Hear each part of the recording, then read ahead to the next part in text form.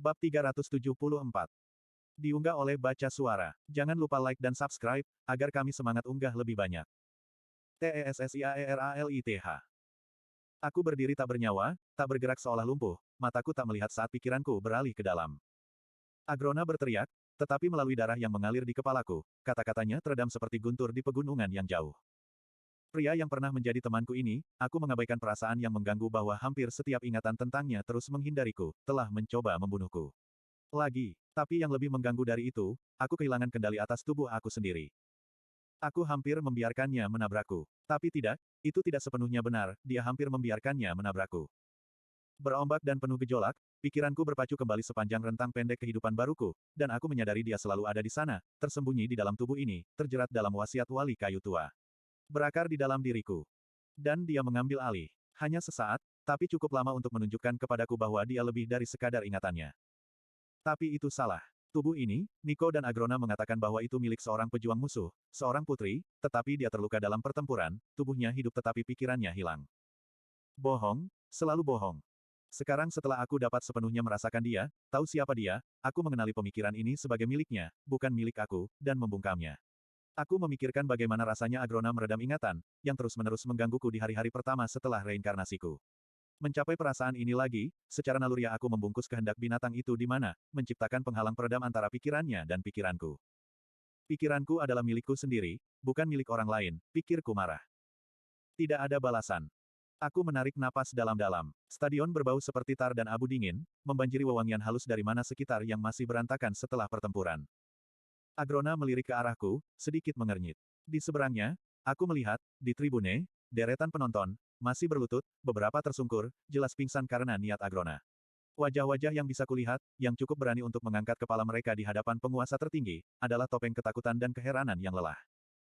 Apa yang kamu rasakan dari dia, Cecil? Aku menggelengkan kepalaku dan sehelai rambut abu-abu gunmetal jatuh ke pandanganku. Mungkin aku harus mengecatnya. Aku berpikir, sebelum mengingat bahwa Agrona sedang menunggu aku. Tidak, aku sama sekali tidak merasakan mana darinya, bahkan ketika dia jelas-jelas menggunakan sihir. Aku berhenti, menatap mata merah Agrona yang menyala-nyala. Apakah kamu akan membiarkan dia membunuhku? Tatapannya kembali ke langit, mencari. Kamu tidak pernah dalam bahaya. Aku tahu dia akan mencoba, dan aku tahu dia akan gagal. Mengangguk, aku berbalik. Nafasku tercekat saat aku melihat tubuh Nico yang tengkurap dan babak belur tergeletak tepat di salah satu dari banyak area pementasan di sekitar medan pertempuran. Aku mengambil langkah ke arahnya, tapi Agrona menahan sikuku. Tanpa menatapku, dia berkata, tinggalkan dia. Bocah itu tidak lagi berharga bagi kita berdua. Sambil merengut, aku melepaskan diri dari cengkeraman Agrona. Dia penting bagiku, Agrona, jadi dia seharusnya penting bagimu. Mengambang dari tanah, aku terbang di atas bidang paku dan tanah hangus, lalu berlutut di samping Nico. Napasnya terengah-engah dan kasar, dan rambut hitamnya menjulur dengan liar. Keringat bercucuran di wajahnya yang pucat dan kotor. Ada lubang berlumuran darah di baju besinya, tepat di atas tulang dada. Lukanya tidak lagi berdarah, sudah sembuh di sekitar tepinya, tapi obat mujarab apapun yang dia berikan tidak bisa menyelamatkan intinya. Mana mengabaikannya. Beberapa partikel mana bumi menempel di kulitnya, beberapa mana air biru mengikuti aliran darah di nadinya, tetapi intinya kosong. Rusak dan tidak berguna. Maafkan aku, Nico, kataku, menyeka noda kotoran di pipinya. Seharusnya aku melindungimu. Kamu menjadi sangat marah, aku seharusnya menyadari bahwa kamu akan melakukan hal seperti ini. Dada Nico naik turun. Kelopak matanya berkibar. Di sekelilingnya, mana tergeletak berat di tanah, tertiup angin, bermandikan api kecil yang tersisa dari pertarungan Kadel dan Grey. Tapi tidak ada yang ditarik ke pembuluh darah mana atau mengisi tubuhnya melalui salurannya. Rune yang terukir di dagingnya juga kosong dan tanpa mana, tidak berbeda dengan tato tinta biasa di duniaku sebelumnya. Itu tidak adil. Itu tidak benar. Aku merasakan kekuatan penindas Agrona mendekat dari belakang, bisa merasakan keingintahuannya bahkan tanpa memandangnya. Tatapannya seperti lampu sorot, menerangi dunia kemanapun ia berpaling. Setelah semua pekerjaan dan rasa sakitnya tumbuh lebih kuat, Nico tidak akan pernah menggunakan sihir lagi. Agrona tidak terdengar sedih, tidak berusaha mempengaruhi emosi sama sekali, hanya mengomentari fakta. Kata-katanya terdengar hampa di telingaku. Luka yang bahkan tidak membunuh tubuh seharusnya tidak bisa mencuri sihir penyihir. Memberi seseorang hadiah ini hanya untuk merebutnya dari mereka. Itu adalah nasib yang lebih buruk daripada kematian. Agrona berbicara lagi, tapi aku tidak bisa memproses kata-katanya melalui putaran pikiranku. Penglihatanku menembus titik mana yang tertinggal di sekitar Nico. Ada sesuatu di sini, beberapa potensi, sesuatu yang hanya bisa aku lakukan. Tubuhku mulai bergerak seperti kesurupan, ditarik oleh naluri yang lebih dalam. Tanganku melayang ke tulang dada Niko, lalu jari-jariku menekan luka yang masih dalam penyembuhan. Mereka bergerak turun melalui bagian dalam tubuhnya yang hangat sampai mereka menabrak sesuatu yang keras intinya. Titik biru, merah, hijau, dan kuning berputar-putar di sekitar kami, mengambang seperti serbuk sari bercahaya di udara, lalu mulai mengalir ke pembuluh darah mana, berkelok-kelok melalui tubuhnya dan kembali ke intinya yang rusak. Dengan mana, aku bisa merasakan bekas luka hitam mengotori intinya dan kekasaran di dalamnya, dipenuhi dengan darah yang membeku dan mengeras. Inti itu sendiri, organ aneh yang ditemukan di dunia ini tapi tidak di dunia terakhirku, tidak bereaksi terhadap keberadaan mana. Seolah-olah intinya sudah mati, meskipun organ-organ Niko yang lain terus berfungsi. Biasanya, organ yang gagal akan menyebabkan serangkaian kegagalan lainnya, yang pada akhirnya menyebabkan kematian. Tapi manusia mampu bertahan tanpa inti mana. Aku telah bereinkarnasi menjadi tubuh dengan inti perak yang terbentuk sempurna, dan karenanya tidak pernah perlu membentuk milik aku sendiri. Proses reinkarnasi itu sendiri, atau mungkin statusku sebagai warisan, hampir secara instan memurnikan inti perak tubuh menjadi putih. Tapi mana yang tersisa di sekitar inti Niko terasa seperti cetak biru untuk apa yang dulu, untuk apa yang masih bisa terjadi. Menggunakan mana seperti wol baja, aku menyeka darah kering dari dalam sambil membakar residu dengan penyalaan mana atribut api dengan hati-hati. Niko mengerang pelan dan mengejang, tetapi tetap tidak sadarkan diri, yang membuatku senang. Proses ini tidak cepat. Kemampuan aku untuk menguasai teknik baru, bagaimanapun, adalah, dan dalam beberapa menit aku telah membersihkan bagian dalam inti. Inti itu sendiri lebih sulit. Seperti yang baru saja terbentuk, dinding keras organ itu terkontaminasi darah. Memegang mana air saja, aku menariknya melalui dinding inti. Setiap partikel individu mengeluarkan sebagian dari darah yang terperangkap, dan semakin aku mengulangi prosesnya, inti Niko semakin bersih dan semakin jernih. Ini adalah proses yang lebih lambat, jadi aku berhenti ketika intinya masih berwarna kuning keruh. Untuk saat ini, aku hanya perlu tahu itu akan berhasil. Tapi kehadiran inti yang dibersihkan dan mana saja sepertinya tidak memicu apapun di dalam dirinya. Dia beristirahat dengan gelisah, alisnya terjepit dan mulutnya melengkung ke bawah dengan kerutan yang tidak nyaman. Alakrians, tidak seperti manusia di Dicaten, dilahirkan dengan inti mana mereka, salah satu dari banyak mutasi yang disebabkan oleh eksperimen dan perkawinan silang agrona. Penganugerahan melakukan pekerjaan mengaktifkan inti alami, memanfaatkan mana untuk mage sehingga mereka bisa memanfaatkan kekuatan rune. Di Dicaten, bagaimanapun, aku tahu bahwa penyihir muda bermeditasi untuk mengumpulkan dan memurnikan mana sampai mereka terbangun, menggunakan mana itu sendiri untuk mewujudkan intinya. Menjangkau keluar, aku memanggil mana yang memenuhi stadion, menariknya kepadaku dalam aliran yang berputar-putar. Aku kembali menyedotnya melalui nadi mana Niko, ke intinya, dan kemudian keluar lagi melalui salurannya dan kerunenya sampai tubuhnya bersinar dengan itu, fitur gelapnya muncul dari dalam.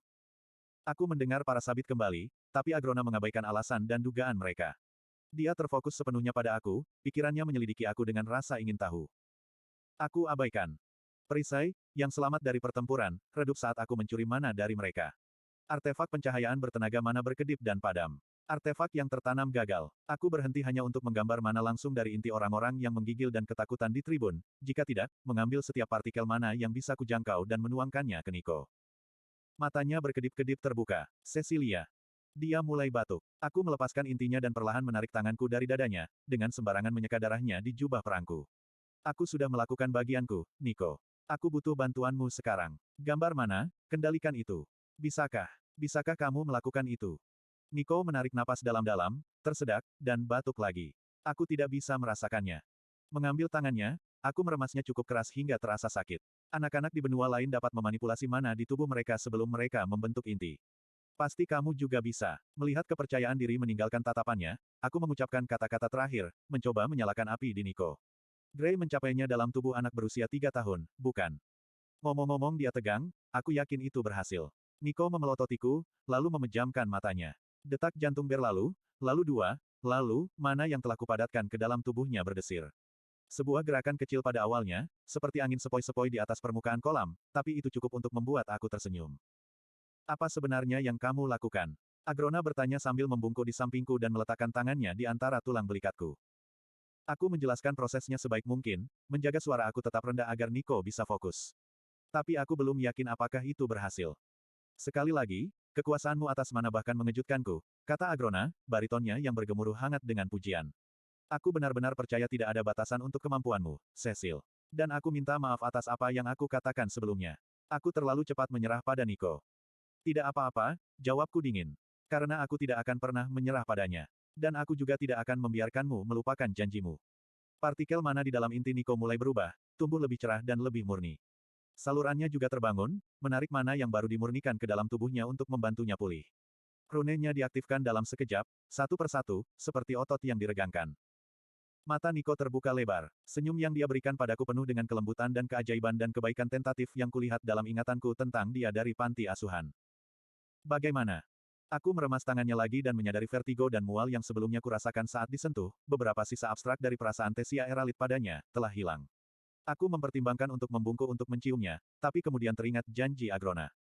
Suatu hari nanti, Niko dan aku bisa mendapatkan hidup kami kembali. Kehidupan nyata kita, termasuk hubungan kita satu sama lain.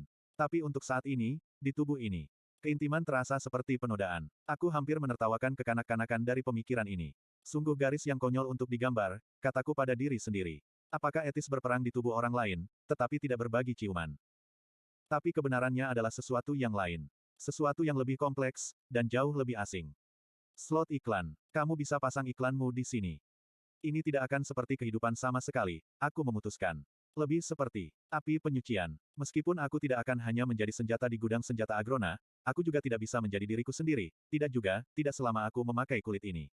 Niko juga tidak bisa. Tapi kami akan bekerja sama, mengubah wajah dunia ini menjadi desain Agrona, dan ketika perang dimenangkan, kami bisa pergi. Bersama. Jadilah diri kita sendiri lagi. Bersama. Berdiri, aku menarik Niko bersamaku. Dia meringis, memutar bahunya dan meregangkan lehernya. Matanya beralih ke Agrona sebelum melompat lagi, fokus ke kejauhan. Apa yang terjadi dengan abu-abu? Agrona berkata, mengangkat alis di atas wajah tanpa ekspresi. Setelah kegagalan spektakulermu, dia menghilang lagi. Wajah Niko jatuh, tapi aku memegang dagunya dan memaksanya untuk menatap mataku. Jangan kehilangan dirimu karena putus asa dan marah, kataku, dengan lembut menegur.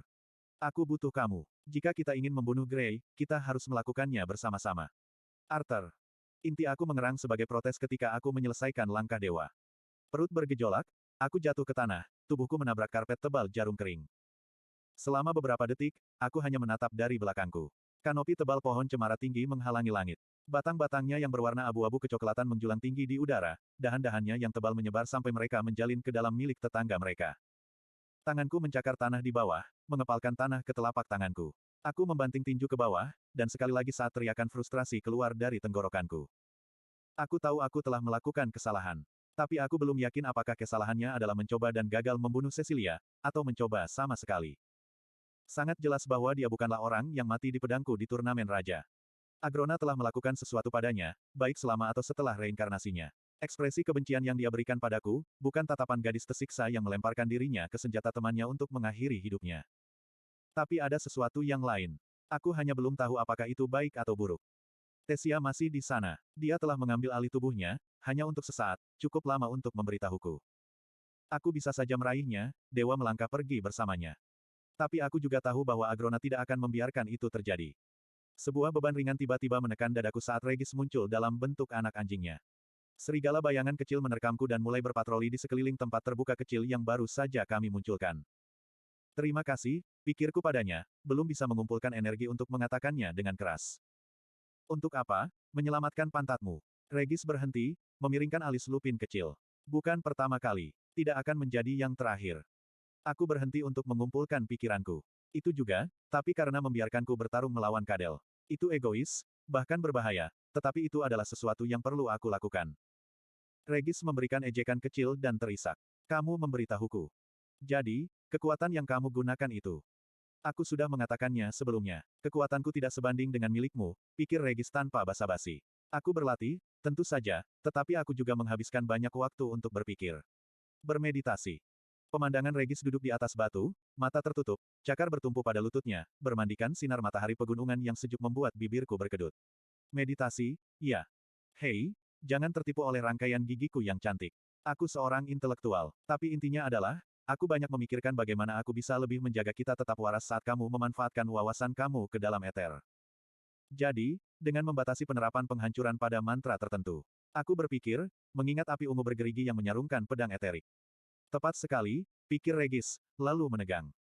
Aku mendengar derak langkah lembut beberapa saat kemudian, dan menoleh untuk melihat lebih dekat di sekitar hutan. Selimut tebal jarum oranye dan emas menutupi lantai hutan, diselingi oleh semak-semak hijau tua yang tumbuh di sekitar pangkal pohon, membuatnya sulit untuk melihat lebih dari beberapa puluh kaki ke segala arah. Tepat di belakang aku, sebuah lengkungan lapuk mengganggu pemandangan alam. Itu diukir dari marmer putih, tetapi ukiran detailnya telah lama aus, dan batunya ternoda kuning. Tanaman merambat merayap-merayap ke samping, mencengkeramnya seolah-olah mereka akan menariknya ke bawah dan menyeretnya kembali ke tanah tempatnya semula. Seorang lelaki tua keriput, gemuk di tengah tetapi dengan bahu lebar yang belum kehilangan semua definisi mereka, melangkah ke salah satu pohon besar, alisnya yang lebat terangkat. Aku pikir kamu mengatakan ini adalah operasi yang tenang, nak. Jatuh dari langit dan berteriak seperti orang gila bukan begitu, kan? Aku mendorong diriku berdiri dan memberinya anggukan lelah. Semakin banyak alasan bagiku untuk bergerak. Alarik memasukkan ibu jarinya ke ikat pinggang dan menatapku. Yah, mengingat petunjuk yang kamu berikan padaku, aku berharap kamu terlihat jauh lebih buruk jika kamu berakhir di sini. Kalau tidak, hal-hal berjalan sesuai rencana. Petik 2. Lebih atau kurang, aku meringis dan mengusap tulang dadaku yang sakit. Apakah kamu mendapatkan semuanya? Alarik mendengus. Langsung ke bisnis kalau begitu, kan? Menarik keluar sebuah cincin polos dari batu hitam yang dipoles, dia melemparkannya kepadaku. Semuanya ada di sana. Terima kasih, kataku, menyelipkan cincin di jari tengahku. Mereka akan mencariku. Aku pikir mereka akan merahasiakannya, tetapi aku berharap mereka akan memeriksa siapapun yang pernah aku hubungi. Alarik menatap tepat ke mataku dan mengeluarkan sendawa yang keras. Kencing pada mereka semua. Lagi pula, aku hanya seorang ascender yang terdampar. Terlalu bodoh dan mabuk untuk menolak koin mudah ketika orang asing menawarkan untuk membayar aku untuk membimbingnya berkeliling, berpura-pura menjadi pamannya. Aku mendengus, memperhatikan lelaki tua itu dengan waspada, merasakan retakan menembus dinginnya es yang merayap seperti embun beku di dalam tubuhku. Terima kasih, Alarik. Aku harap aku tidak membuat hidup kamu lebih sulit. Dia menendang tanah dengan ringan, menyebarkan jarum mati. Memang benar, tapi kemudian, aku membayangkan kamu mengartikan kata-kata itu sebagai permintaan maaf setengah-setengah, karena kamu sudah tahu itu. Mata Alarik mengikuti Regis saat anak anjing serigala itu melanjutkan sirkuitnya. Lagi pula, aku tidak benar-benar menjalani kehidupan penguasa ketika kamu bertemu denganku. Aku tetap diam, pikiranku hanya setengah pada kata-katanya, berbalik ke arah apa yang terjadi selanjutnya untukku. Aku, Alarik berdeham, matanya yang merah menatap ke arahku, lalu pergi lagi. Aku punya seorang putra, kau tahu. Kelahiran Fritra. Terkejut, aku mendongak dengan alis rajutan saat dia melanjutkan. Dia diambil, tentu saja, saat dia diidentifikasi. Dicabut dari kami dan dipupuk dengan darah tinggi. Alarik bersandar ke salah satu pohon terdekat dan memejamkan mata. Tidak mengetahui sampai bertahun-tahun kemudian apa yang mereka lakukan, tetapi tampaknya mereka berpikiran bahwa agar darahnya terwujud, mereka harus mendorongnya. Keras. Mereka membunuhnya. Alarik membiarkan kata-kata itu menggantung di udara hutan yang lebat. Ibunya pernah marah bertahun-tahun sebelumnya. Tidak pernah melihatnya lagi. Kami tidak diizinkan melakukan kontak apapun, bahkan untuk mengetahui darah tinggi mana yang memilikinya, dan kurasa dia tidak melihat nilai dari melanjutkan bersama. Aku tidak tahu.